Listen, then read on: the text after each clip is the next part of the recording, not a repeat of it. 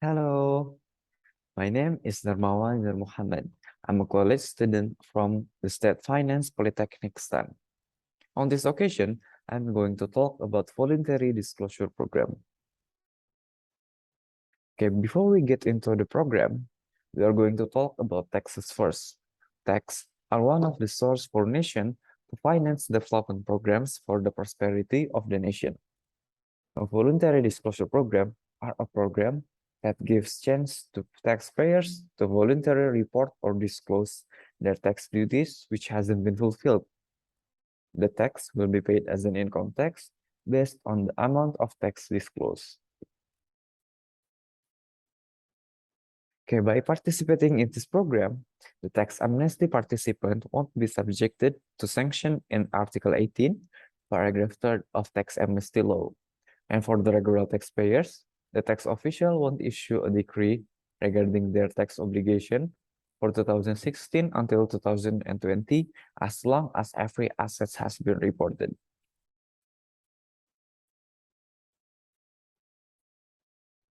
Okay, next we are going to talk about the subjects of the voluntary disclosure program.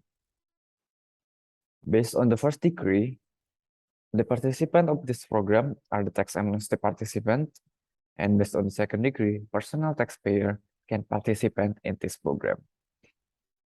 The implementation duration of this program are from the 1st January of 2022 until 30 of June of 2022. Now, next are about the tax rate of the voluntary disclosure program participants.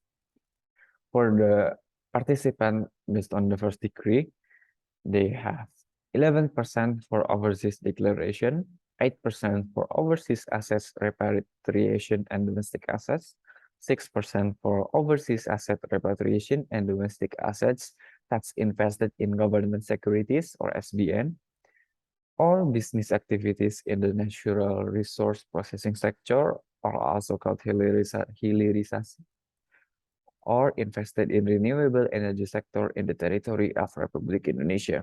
And based on the second degree, the tax rate are 18% for overseas declaration, 14% for overseas assets repatriation and domestic assets, 12% for overseas assets repatriation and domestic assets that's invested in government securities or SBN, or invested in business activities in natural resource processing sector or hilirisasi, or invested in renewable energy sector in the territory of Republic Indonesia.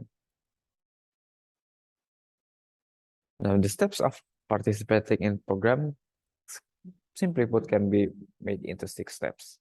At the first steps, taxpayer need to access the official page of djponline.pajak.go.id and activate the voluntary disclosure program at their personal profile page. And then on the web page should show up a new feature called Layanan. Access that feature and click the voluntary disclosure program. For the third step, at the new page, access Buat Laporan feature to make a disclosure statement letter, and the web page will then download a file.